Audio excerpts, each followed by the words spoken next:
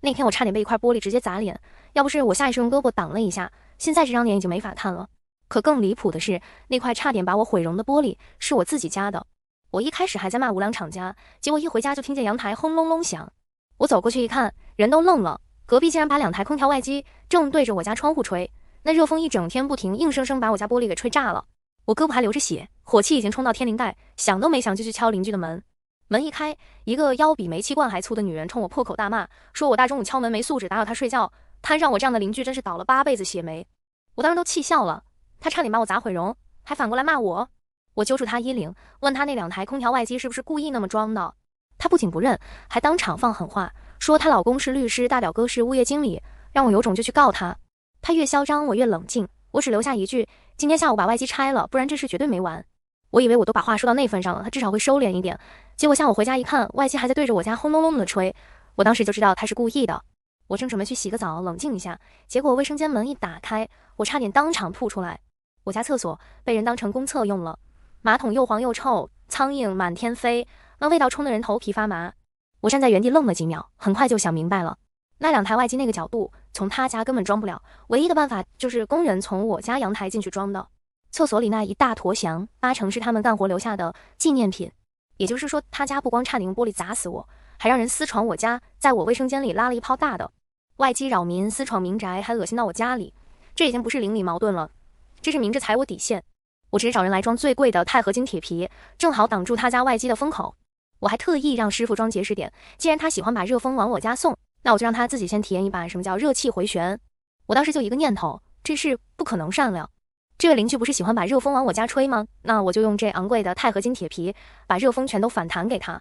当天晚上他就找上门了，我一开门，人差点没认出来，女邻居满脸油光，汗顺着脖子往下流，整个人像被蒸熟了一般。她冲着我吼，问我什么意思。我看着她那张脸，心里爽得不行，直接问她这滋味好不好受。她气得上前要打我，被老公抱住，老公说现在动手赔不起。我当场把脸往前一伸，让她有本事就打。她咬牙切齿撂下一句，这梁子算结下了。果然，当晚他就在业主群里发疯，说他睡不好，大家都别想睡。半夜他又开始疯狂拍我家门，来来回回折腾。我一边看消息一边笑，既然你这么不怕死，那我就再给你来点大的。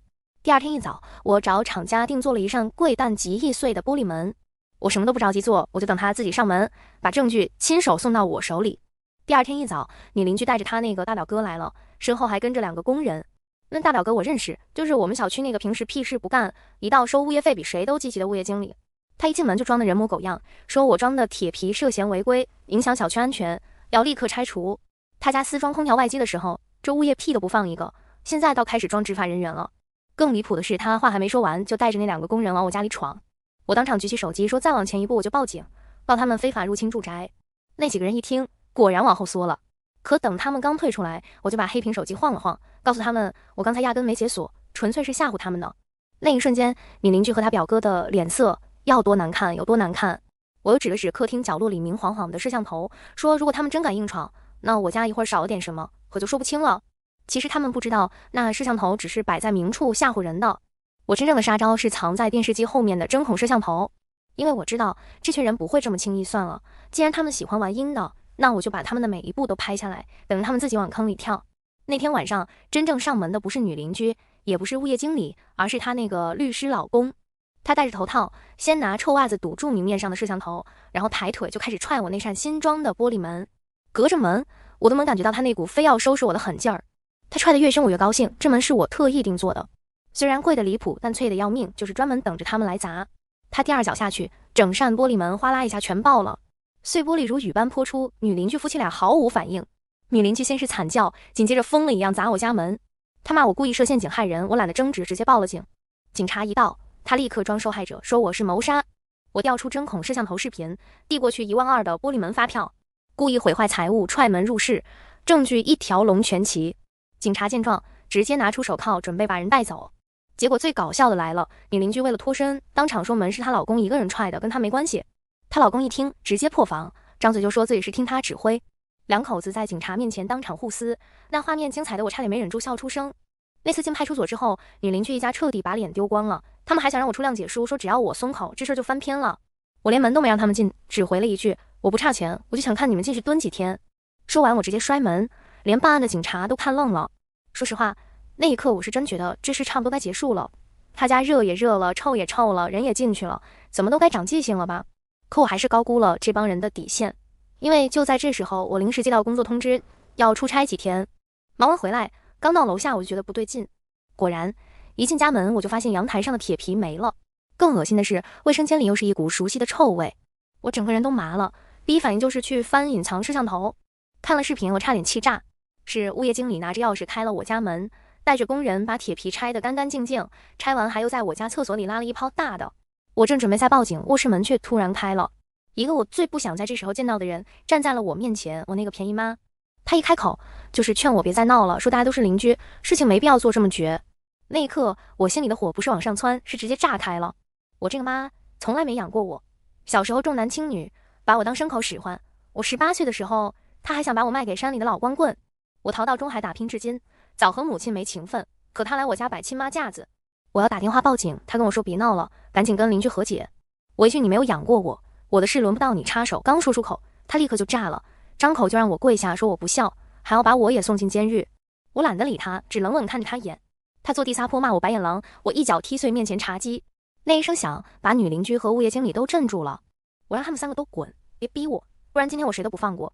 那2个人一看风头不对，灰溜溜跑了，只剩我妈还死赖着不走。我知道她不可能无缘无故跑来帮别人说话，果然等人一走，她就露了底。原来她不是来劝和的，她是来替我弟弟一家铺路的。我妈一开口，我就知道她打的是什么算盘。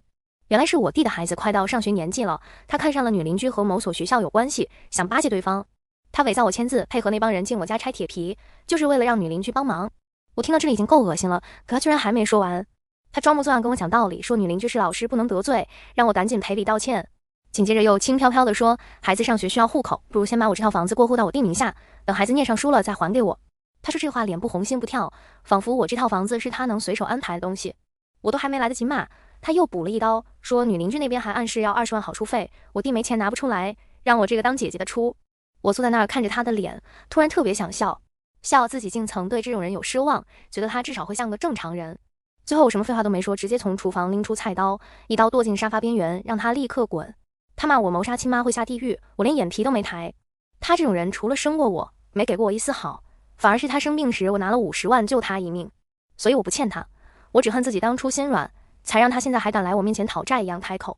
把我妈赶走以后，我立刻又找了师傅来重装铁皮。这次我特地加了1000块，让家政阿姨从厕所里把那坨恶心东西铲出来，全抹到铁皮上。师傅一开始嫌太脏，不愿意干，我直接加钱。反正我现在就一个目的，他们怎么恶心我，我就怎么10倍还回去。女邻居一家原本只是被热浪反灌，屋里像蒸笼，现在铁皮上又多了一层臭味，热风一吹，整个家跟发酵池没区别。她终于扛不住了，主动上门谈和解。可她一开口，还是那副我能屈尊来跟你谈，你该感恩的嘴脸。我直接甩条件，除了医药费、误工费、玻璃门和铁皮费用，再加营养费，总共3万2千，1分都不能少。他骂我敲诈，我反手把发票全摔他面前。要不是他违规安装，折腾出这一连串破事，我会花这些冤枉钱。我妈在旁插嘴说孩子上学重要，让我别和老师对着干。我直接让他闭嘴。我自己的房子，我自己的命，我自己的日子，凭什么要为了他儿子一家去低头？谈崩后，女邻居马上去找那个当物业经理的表哥嘀咕。果然不到1小时，他们就带着执法人员上门了。这回他们不跟我比横了，改走合法路线了。执法人员上门称我阳台铁皮涉嫌违建，需拆除。我知道他们是按流程办事，所以没冲他们发火。我只问了2个问题：一，我的铁皮违建，那女邻居那2台乱装的空调外机算不算违建？2，责令整改是不是有15天期限？逾期不拆罚5千，还能再给一次整改期限？执法人员听完全都点头。于是我转身就从保险箱里掏出5000块现金，直接交上去，说着跟他们说这钱算我续15天整改期限。那一刻，在场所有人都懵了。女邻居和物业经理原本以为只要我铁皮被强拆，他们就能白嫖这次胜利。结果我这一手，直接让他家继续再蒸半个月臭桑拿。我还特地跟执法人员解释了一遍来龙去脉，告诉他们我不是故意挑衅，我只是要维护自己的合法权益。那位执法小哥听完后，也只能说他会在法律允许范围内给我最大的方便。可物业经理不甘心，他开始动歪心思，时不时就断我这层电，搞得周围邻居怨声载道。我看着那些人只敢骂我，不敢去找物业经理，心里只觉得荒唐。我出事的时候，他们装死，现在轮到自己受点牵连，倒是有脾气了。既然这样，那我也不跟他们继续磨了。我要让他们知道，我这人一旦真动手，可不是小打小闹。我直接把女邻居来我家谈和解的视频轻度打码发到了她任教学校的大群里。视频里她那副嘴脸，配上空调外机私闯民宅这些事情，家长们一看就炸了。谁愿意把孩子交给这种素质的人带？没2天，学校那边就顶不住压力，把他班主任给撤了。至于那个物业经理，我更没打算轻放。断电一事只是开胃菜，我把他那点烂账全翻了出来。税务举报、消防不合格举报、公共区域收益不公开、乱收费，一条条往上捧。物业老板本来还装聋作哑，结果被我连搞几轮后，终于慌了。最后的结果也很干脆，物业经理被开除，整个小区物业管理水平都被迫提升了一档。讽刺的是，之前骂我多事的邻居，最后也成了受益者。他们大概做梦都没想到，我狠狠干一场，反而给全楼换来了更好的物业服务。现在都知道夸我了，可我没有好脸色，我又没为你们，我为的是我自己。一连串反击后，女邻居一家彻底怂了，他们不敢再强硬，低头找我，老老实实谈最后的和解。女邻居这次上门的时候，脸色比之前好多了。她家被热气和臭味折磨得不成样子，工作又出了事，物业那边的靠山也倒了，这才知道自己惹上了硬茬。她想和解，我当然可以给她机会，但前提是她得把该赔的一分不少全赔干净。我把账一条条摆给她看，玻璃掉落伤人、医药费、误工费、营养费，还有卫生间被糟蹋、清洁费、消毒费，铁皮、玻璃门、摄像头，还有我因为他们折腾额外付出去的各种人工费，所有发票都在，我甚至还把时间线捋得明明白白。他不是最爱讲依法办事吗？那我就用他最喜欢的方式狠狠干他。他看着那些发票，脸都绿了，说当初不就是2台外机吗？哪至于折腾成这样？我听完只回了他一句，不是事情大，是你从一开始就没把别人的命和房子当回事。你要是第一天好好说话，事情根本走不到今天。最终他还是签了和解书，把空调外机拆走，改装到别的位置，我也按约定把铁皮打开了。事情看似和解，可我心里一点不轻松。真正恶心的不只是这对邻居，还有那个在关键时刻想拿亲情和道德勒索我的妈。空调外机搬走，家里终于安静，阳台不热，厕所正常。我以为闹剧结束了，结果没几天，我妈又来了，说现在邻居也和解了，我弟那边孩子上学的事总能再商量商量吧。我看着他，只觉得可笑。他从头到尾惦记的根本不是我被划伤的胳膊，也不是我这些天受的委屈，他惦记的只有我这套房子，我这点钱，还有我能不能继续给他儿子一家铺路。他甚至劝我说，做人要大度，既然事情已经过去了，就别再记仇，趁着那女邻居还没彻底翻脸，把关系缓和一下，以后说不定还有用。那一刻我才真正明白，我和他之间没可能修复关系，因为他永远都看不到我是怎么一步步把自己活出来的。他不懂我为什么这么狠，只会觉得我发达了就不认家里人，可他从来没想过，我今天所有的一切都是我从泥里一点点挣出来的。我平静地告诉他，以后别再来了，我这里没有他想要的任何东西。他又哭又骂，说我以后一定会后悔。我看着他离开的背影，心里一点波澜都没有，因为我很清楚，我真正该后悔的不是今天跟他断，而是当年不该对他心软。风波平息后，我常回想那些糟心瞬间，每一件都让我恶心。要说我最恨的是谁，答案居然不是女邻居，也不是物业经理，而是我妈。因为别人再坏，我至少知道他们是明刀明枪冲着我来的，可我妈不一样，她明知我这些年的艰难与委屈，却拿我换她儿子家的利益，不站我这边。她嘴上认我做女儿，实际上只把我当工具。这事之后我反倒轻松了，之前总因他是生我的人，心里有说不清的别扭。现在我终于看明白了，血缘这东西有时候就是个幌子，真正决定一个人值不值得你尊重的，从来不是关系，而是他怎么对你。我不觉得自己绝情，相反，我终于学会了保护自己。毕竟连最该护着你的人都能站到你的对立面，那你就更不能对伤害你的人抱任何不切实际的幻想。想通后，我呼吸都顺了，再也不用拿他是我妈为他的恶心找借口。风波过后，之前骂我外地讨饭没素质的大爷大妈见我都没了声音，不是他们良心发现，是他们看清我不会被几句闲话吓退。更有意思的是，有几户邻居后来还拐弯抹角来跟我说谢谢我把物业那帮人治老实了。之前我被针对的时候，他们乐得看戏，甚至还踩我2脚，等我真干出点大事来，他们又开始认同我了。可惜我对这种迟来的认同一点兴趣都没有，要不是我脾气硬、证据全、脸皮厚，换个普通人早被他们一群人欺负死了。一个女邻居装横，一个物业经理撑腰，一个亲妈背后捅刀，普通人哪有那么多精力陪他们好？所以我越来越觉得，别轻易就说多大点事算了吧。正是因为太多人抱着这种心态，才让那些侵犯别人权益的人越来越肆无忌惮。你越推他们越近，你越讲情面，他们越拿捏你，他们笃定你不会真反击。其实整件事里最常听见的一句话就是，不就是个空调外机吗？至于吗？可只有我自己知道，这从来不是一个空调外机的问题。那块砸下来的玻璃差点毁了我的容，那间臭气熏天的厕所恶心的我隔夜饭都吐出来。私闯民宅、毁坏财物、威胁勒索、断电报复，这些哪一件拎出来都不是一句算了吧能盖过去的。我一步都不退，不是因为我喜欢折腾，是因为我太清楚，一旦我这次退了，后面等着我的只会更多。今天他能把外机对着我家吹，明天就能带人进我家拆东西，后天就能仗着关系搞我的水电，甚至把我家房子都惦记上。他们那种人，不是你忍一忍他们就会收敛，而是你越忍，他们越觉得你好欺负。我从一开始就没打算当圣母，我可以讲理给机会走程序，但前提是对方得把我当人。他不把我当人看，那我也没必要跟他玩什么温良恭俭让。讲道理没用，我就上证据，证据还不够，我就把局做大。他想仗势欺人，我就把他的事一点点拔干净。说白了，我不是喜欢赢，我只是不能输。最后签和解书的时候，女邻居在纸上写了一句话，大意是她现在终于明白，侵犯别人权益，最终伤害的还是自己。她写的特别认真，像是真的悔过了一样。可我站在旁边看着，心里一点波动都没有。不是我冷血，是因为我太清楚，她不是因为良心发现才低头，她只是被现实狠狠干疼了，才终于知道怕。如果不是她丢了班主任，她表哥丢了工作，她会认错吗？不会。她今天写下这句话，不是因为她懂了道理，而是因为她彻底输了。我没安慰她，只确认赔偿到账，外机已早签完和解书，就关了门。对我来说，这不是一个值得拥抱和释怀的时刻，而只是一个终于结束麻烦的节点。她的后悔与我无关，她的教训也不用我来消化。我唯一确定的是，如果再来一次，我还是会这么做。对付这种人，感化讲和都没用，只有让他疼付代价，他才懂规矩。